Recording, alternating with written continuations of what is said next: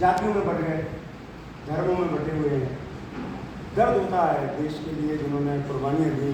उधम सिंह जैसे लोग 19 साल की उम्र में जो जलियांवाला बाग में ये देखता है कि मतलब मेरे हिंदुस्तानी भाई बहनों को अंधाधुंध गोलियां चलाकर मारा गया। और 19 साल की उम्र में वहाँ पर वो जलियांवाला बाग में पानी पिलाने का काम कर रहे थे, तो उन्होंने वहाँ पर जब देखा कि मतलब इतना खून से लथपथ लाशें पड़ी हुई थी। शाम को 4 बजे का वक्त था, 15-20 मिनट का काम था। जनरल डायर अंदर आता है, सकरा रास्ता होता है, इसलिए इतना सा रास्ता है ना, इतना सा रास्ता होता है, उसमें से वो अंदर आता है। उसको टैंक उसके साथ में था, जो बोलते हैं ना टैंक जिससे गोले फेंक देते हैं अपन, वो अंदर घुस नहीं पाया। तो उसमें जो 90 लोगों की उनकी जो सैनिकों की टुकड़ी थी उनको लेकर अंदर गया, और वहाँ पर जो पूरी सभा चल रही थी उसमें अंदर गोलियाँ चलाई। उस दिन बैसाखी का दिन था, पंजाबियों में मतलब सिखों में इसको बहुत पवित्र माना जाता है। नई फसल आती है, लोग खुशियाँ मनाते हैं। तो उस दिन लोग बैसाखी के मेला भी लगा हुआ था, और किसी को पता चल गया कि महात्मा गांधी यहाँ पर आने वाले हैं, तो उनको देखने के लिए भी लोग आ गए। कंधे पर बच्चे थे, साथ में बहन बेटियाँ भी थी, और लोग वहाँ जाकर बस सुन रहे थे। वहाँ पर सैफुद्दीन किचलू और हमारे एक और साथी थे, वहाँ पर भाषण कर रहे थे। और वो वॉलेट एक्ट नाम का एक कानून बना था, उसका विरोध चल रहा था कि मतलब किसी को भी गिरफ्तार किया जा सकता है बिना किसी वारंट के, और उसको 2 साल तक जमानत भी नहीं होगी। ऐसा कानून बना दिया था गोरों ने, आपको उठा के ले जाएंगे, बंद कर देंगे, 2 साल तक जमानत भी नहीं होगी। तो उसका विरोध चल रहा था। तो विरोध में गांधी जी भी आने वाले थे। वैसे क्या जल्दी कर लगभग 15-20 हज़ार लोग उस मैदान में थे। जलियांवाला बाग जो आप देख रहे हो, ये दीवार है, इस तरफ ये इस तरह का मतलब माहौल बना हुआ। फोटो तो नहीं खींचा था उस समय, और ये बात का फोटो है। ये इस तरह का आप देख रहे हो, तो ये पूरा इस तरह का मैदान था। अब तो उन्होंने उसको बहुत अच्छा कर दिया और टाइल्स वाइल्स लगा दी। ये ऐसा नहीं करना चाहिए, जो जैसा नेचुरल है उसको वैसे ही रहने दो ना, लेकिन अब क्या करें, तो ठीक है कर दिया। और ये उधम सिंह है, जो लगभग 40 साल के थे जिस समय उन्होंने बदला दिया। 19 साल का फोटो उनका नहीं है। वो 1899 में सुनाम गाँव में पैदा हुए थे। उनका एक भाई भी था, ये बहुत उधम करते थे, तो इनका नाम उधम सिंह रख दिया था। उधम ज़्यादा करते थे, अपने बच्चे होते हैं ना आजकल के, बहुत सारे बच्चे उधम करते थे, उनका नाम उधम सिंह इसलिए रख दिया था। तो माँ नहीं थी, पिता नहीं थे, इधर उधर जो है ना अपने गुरुद्वारों में रह कर काम चलाया। और जब पता चला कि आज़ादी आंदोलन में इस तरह से अंग्रेज अत्याचार करते हैं, तो लगता था कि दिल में कुछ करें। भगत सिंह से भी प्रेरित थे, और करतार सिंह सरावा से भी प्रेरित थे। ऐसे बहुत सारे क्रांतिकारी हैं उस समय, तो उस दौर के, जो देश की आज़ादी के लिए कुर्बानियाँ देने के लिए तैयार थे। हम तो बहुत उम्र से आगे निकल आए। कोई 15 साल की उम्र में फांसी पे चढ़ गया, कोई 12 साल की उम्र में चढ़ गया, कोई 18, 20, 22 साल की उम्र में चढ़ गया, कोई 27 साल, मतलब मैक्सिमम 27-28 साल से ज़्यादा कोई जिया नहीं। चाहे चंद्रशेखर आज़ाद हो, चाहे अशफाकुल्लाह खान हो, चाहे रामप्रसाद बिस्मिल हो, चाहे खुदीराम बोस हो। ये पूरी लंबी बैठ है, अगर हम जानते हैं तो मतलब हमें समझ में नहीं आता। मेरे पास ही मतलब मुश्किल से 50 नाम होंगे, क्योंकि मैं भी काम करता हूँ, इसलिए मैं 50 नाम गिना सकता हूँ। आप तो वो भी नहीं गिना सकते। आप 5 और 4 पे जाके ठहर जाओगे, इससे ज़्यादा पढ़ ही नहीं पाओगे, क्योंकि हमें कोई बताता ही नहीं। और अब तो स्थिति और भी ज़्यादा बिगड़ गई है। जब से मोबाइल आया है, तो रील में जो मटकती हुई महिला है, उनको देखने में पुरुषों को मज़ा आता है, और महिलाओं का मुझे नहीं पता, क्योंकि मैं उनके बारे में नहीं जानता उस तरह से। लेकिन मैंने देखा जो मेरे यार मित्र हैं, वो रील में ही लगे रहते हैं, वो रील से अच्छी लगती है उनको। उनका दोष नहीं है, मैं आपको दोष नहीं देता, ये एक परिवर्तन है, होता है। उम्र का एक ऐसा मौका होता है, जिस उम्र पर जब देश गुलाम था, तो आज़ादी के आंदोलन में 12, 15, 14 साल के नौजवान कूद पड़े। आज तो देश गुलाम नहीं है, आज तो हम आज़ाद हैं। और इतनी आज़ादी है कि हम कुछ भी बोल लें, कुछ भी कर लें। वो कर रहे हैं, नहीं मान रहे, सड़कों पर गाड़ियाँ दौड़ा रहे हैं, जो देखना है कर रहे हैं, जो करना वो करते चले जा रहे हैं। तो आप देखो ना, पूरे देश में हमको देश आज़ाद जरूर लगता है, पर देखा जाए तो देश आज़ाद नहीं है। आज़ादी तो वो होती है जिसमें महिला रात को 2 बजे भी खुला निकल जाए। आजकल तो महिला रात को 2 बजे तो छोड़ो, तो घर को 2 बजे नहीं निकल पाती, और उनको सिक्योरिटी नहीं है, सुरक्षा नहीं है। किसी भी लड़की को मैं पूछ लूँ आपसे कि हम सब चले जाएँ, लेकिन यहाँ पर अगर शायद लड़की को सुरक्षित महसूस करेगी नहीं, कर ही नहीं सकती। तो जिस देश में महिलाएं सुरक्षित महसूस करें, उस देश को हम आज़ाद कर नहीं कर सकते। तो ये अलग अलग समस्या पूरे देश भर में है। मैं तो इसलिए जाता हूँ, लोगों के बीच में जाता हूँ, क्रांतिकारियों की कहानियाँ सुनाता हूँ कि भैया देखो वो भी देश के लिए। आज मैं इतनी बात कह पा रहा हूँ, आप बैठे हो इनकी वजह से, ऐसे क्रांतिकारी की वजह से। ये बने हुए हैं मेरे छाती पर, मैं लेकर गांधी जी, भगत सिंह, सुभाष चंद्र बोस पीछे भी हैं। अगर आप पीछे देखोगे तो बीच में कौन है, और इधर दाई तरफ और बाई तरफ इधर नहीं है, ये तो गड़बड़ है ना, हमको पता ही नहीं चलता, मेरे को भी पता नहीं चलता था। हमने तो नाम सुना भगत सिंह सुखदेव राजगुरु को फांसी हुई थी 23 मार्च 1931 को, तो हमको ही नहीं याद रहता। जबकि ऐसा नहीं, ये जो बाई तरफ है वो बिस्मिल है, राम प्रसाद बिस्मिल, और मेरे दाई तरफ है अशफाक उल्लाह खान। इन दोनों की बड़ी अच्छी मित्रता थी, बड़े अच्छे पक्के गहरे दोस्त थे। जब काकोरी की घटना घटी थी तो पैसे नहीं होते थे यार, अपने को अंग्रेजों से लड़ना है, बंदूकें खरीदना है, पैसे ही नहीं है, तो चोरियां करते थे, डाके डालते थे, अपने ही देश के लोगों को लूटना पड़ता था। तो तय हुआ यार कि आप अपने ही देश के लोगों को लूटते हैं, तो इससे अच्छा सरकार को, तो सरकार को लूटने के लिए वो काकोरी में जो घटना हुई है वो ट्रेन में, उसमें वो 400-500 रुपये लूटे थे, उस समय वो हज़ारों लाख रुपये होते थे, वो लूट कर उन्होंने हथियार खरीदना था, लेकिन पकड़े गए, सबको फांसी हुई, मारे गए। किसके लिए? हमारे आपके लिए यार, हम आज़ाद रहे, हम खुशहाल रहे।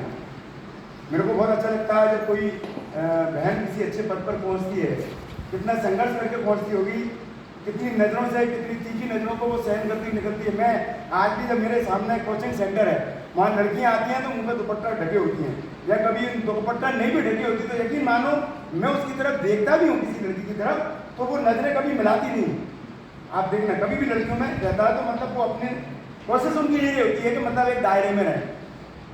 अब थोड़ा सा माहौल बिगड़ गया, वो अलग बात है, लड़कियाँ भी कम नहीं रही लड़कों से, वो भी रील्स वगैरह में मटकती दिखती हैं, तो अपन भी कह देते हैं, लेकिन सारी लड़कियाँ तो ऐसी नहीं होती ना, सारे लड़के भी ऐसे नहीं होते, सारे लड़के भी खराब नहीं होते, सारी लड़कियाँ भी खराब नहीं होती। मैं तो सिर्फ इसलिए कह रहा हूँ कि जब वाली बात है, हमें ऐसे क्रांतिकारियों का जो सपना था देश की आज़ादी के लिए, उन्होंने देखा था कि सब लोग मिलजुल कर रहें, खुश रहें, निडर रहें, वो हो नहीं पाता। हम देखते हुए हैं हमारे देश के पास में हमारा नाम बहुत हो गया, पूरी दुनिया में आज हमारा डंका चलता है, लोग हमारे मोदी जी को सम्मान करते हैं, या बहुत सारा देश में हथियार बन गए, लेकिन क्या हथियारों के दम पर कोई खुशहाल रह सकता है? अभी आप देखो तो ईरान और इजराइल और अमेरिका में खूब धमाधम चल रही है, अगर आप पढ़ते होगे, थोड़ा बहुत देखते होगे तो जिसके पास हथियार से है वो शांति कभी ला ही नहीं सकता। शांति सिर्फ प्यार से आ सकती है, और वो हमारे देश में भरपूर है। हम माँ से भी प्यार करते हैं, बहन से भी प्यार करते हैं, अपने देश से भी प्यार करते हैं, अपनी पत्नी से भी प्यार करते हैं, और बगल वाली पड़ोस की पत्नी से भी प्यार करते हैं। कभी कभी तो ऐसा भी दिक्कत हो जाती है, तो वो गड़बड़ होती है, वो नहीं होना चाहिए, यही से दिक्कत होती है। हमारा दिल जो कहे, हम कहते हैं ना भगवान है, भगवान कहाँ होता है? आपको पता है भगवान किधर होता है? कोई बता सकता है भगवान कहाँ है? मंदिर में नहीं होता, हाँ खुद के अंदर होता है।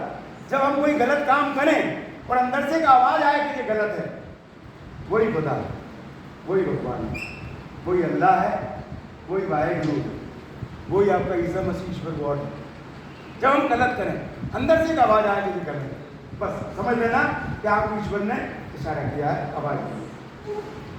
तो आप सब लोग जिस उम्र पर हैं उस उम्र से मैं गुजर चुका हूँ, जाकिर भाई गुजर चुके, हमारे पीछे गुरुदेव खड़े हैं, हमारी बहनें यहाँ पर बैठी हुई हैं। मैं तो कह रहा हूँ सभी लोग हम मिलजुल कर रहें और एक ऐसा विश्वास कायम करें आप और हम मिलकर इस देश में, तो कोई बहन बेटी कभी असुरक्षित महसूस ना करे। अगर वो ट्रेन में है, यदि वो बस में है, यदि किसी चौराहे पर खड़ी है, किसी कोचिंग में जा रही है, तो आपकी निगाह जल्दी नहीं होनी चाहिए, तब मजा आएगा। जिस दिन हमारी देश की बहन बेटियाँ खुद को सुरक्षित महसूस करेंगी, उस दिन ये आज़ाद हो जाए। अभी नहीं, अभी तो बड़ी दिक्कत है। अभी रोज़ खबरें आती रही हैं, छोटी छोटी बच्चों के साथ भी मतलब जो आप देखिए तो किस तरह की हरकतें हो रही हैं, वो सब आपको देखते पड़ते हैं। कल को हमारे परिवार में ऐसा नहीं होगा, इस बात की कोई गारंटी है क्या? कोई दावे से नहीं है, लेकिन हम बना सकते हैं ऐसा देश अगर कोशिश करें तो सब लोग। ऊधम सिंह ऊपर लिखा है, यही मेरा केस है, मेरा देश मेरा केस है। ऊधम सिंह ने, मैं आज जल्दी में हूँ इसलिए जाना, क्योंकि आज मेरे 4 कार्यक्रम, एक बजरंगगढ़ में था आज, मैं क्योंकि गाय को लेकर भी काम कर रहा हूँ अभी, गाय के माध्यम से देश की जो खेती है उसको जैवमुक्त करने की दिशा में आता है। और दूसरा कार्यक्रम अभी यहाँ पर था, 12 बजे था, लेट हो गया, अभी 4 बजे गाँव में, और शाम को 8 बजे जसवंत चौराहे पर मैं रहता हूँ वहाँ पर कार्यक्रम, तो आज 4 कार्यक्रम हैं। और ये मेरे साथी हैं सचिन भाई, ये हमारे साथ जुड़े हुए हैं, ऐसे बहुत सारे साथी हम लोग काम करें। हमारा बस मन इतना है कि आप सब लोग जो मैंने अभी मेरा नाम बताया रिटर्न वीडियो को याद रखना, आप लोगों को भाई की नज़र से देखना। मेरे आपसे सिर्फ 4 रिश्ते हो सकते हैं, मैं हर जगह कहता हूँ आप लोगों के साथ में, या तो आप मेरे को भाई बनाओ, या आप मेरे को माओ बनाओ, माओ बनाओगे तो आपकी माँ का भाई बुलाओ, भाई बनाओगे तो सीधा आपका भाई बनाओ, और चाचा बनाओगे तो आपके पापा का भाई बनता हूँ, और ताऊ बनाऊंगा तो आपके पापा का बड़ा भाई बनता हूँ। उम्र मेरी 56 साल है। आप सोच लो मुझे क्या, बस मैं ये 4 रिश्ते लेके घूमता हूँ। आप उन चारों में से कोई एक रिश्ता मेरे साथ रखिए, बहुत मज़ा आएगा। मैंने शादी वादी नहीं की, अकेला हूँ। मेरी एक भतीजी है, 2 भतीजियाँ हैं घर पर है। एक भतीजी बड़ी है, उसकी शादी हो गई है। एक और से बड़ी है, उसकी शादी की छोटी है। तो मेरी आप भतीजी जैसी उम्र में अगर देखा जाता सब मेरी बेटी जैसी हैं। आप भी मेरे उम्र से, आपको छोटे होंगे तो लगभग बेटे की उम्र के होंगे। कहीं तो अगर मैं 56 का हूँ तो 36 साल की उम्र में शादी होती है। 20-22 साल का लड़का तो होता है, लड़की होती इतने तो होता ना। पर मैंने शादी नहीं की, देश के लिए सोचा था करेंगे तो। लेकिन आप ऐसा मत करना, शादी करना, अच्छे से रहना, मस्त रहना, खुश रहना, पर यह है कि गलत मत करना। जब भी ऐसा लगे तो मैं कह रहा था यही मेरा देश है, मेरा देश मेरा केस है।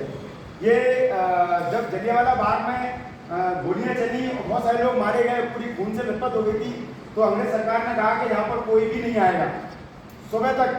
तो वहाँ सुबह तक कोई नहीं आया। ऊधम सिंह जो पानी पिला रहे थे वो अकेले वहाँ पर थे और इधर उधर दौड़ लगा रहे थे। एक महिला वहाँ पर थी, उसने कहा कि मेरे पति मारे गए हैं, जिनको गीला हो गया, कीचड़ हो गई थी मैं खून के कारण, इनको उठा के थोड़ा सूखे में रखवा दूँ। तो वो उसको सूखे में रखता है। तो महिला होती है, वो बोलती है कि काश मेरा कोई बेटा होता तो वो सत्याकांड का बदला जरूर देता। तब ऊधम सिंह कहता है कि माँ आप मुझे अपना बेटा समझिए और मैं सत्याकांड का बदला जरूर दूंगा। ये बात कब पहले ही कर दी थी तुम्हारी 1919 13 अप्रैल। ऊधम सिंह संकल्प लेते हैं मैं सत्याकांड के जिम्मेदार लोगों को जिंदा नहीं छोड़ूंगा। और उसके 21 साल बाद आप सोचिए, उस व्यक्ति का विजन देखिए, आप उस व्यक्ति की सोच देखिए, उसका धैर्य देखिए। 21 साल तक उसने इंतजार किया। पढ़ा लिखा नहीं था, अंग्रेजी तो जानते ही नहीं थे, वो पढ़े नहीं थे, माँ बाप चले गए थे बचपन में, लेकिन अंग्रेजी भी सीखी। वो पूरी दुनिया में घूमते घूमते लंदन पहुंचे और 13 मार्च 1940 को जाकर माइकल ओडायर को गोली मार दी। 13 मार्च 1940 बदला लिया अपने देशवासियों की मौत का। और उसके बाद में 31 जुलाई 1940 को उनको फांसी हो गई। इस बीच में जब केस चला तो केस में उनसे जज ने पूछा, मिस्टर ऊधम सिंह आपने माइकल ओडायर को क्यों मारा? तो वो बोलता है कि माइकल ओडायर के कहने पर 2 थे डायर, एक माइकल ओडायर था जो वहाँ का मेयर था और एक रेजिडेंट डायर था जो वहाँ का जनरल था।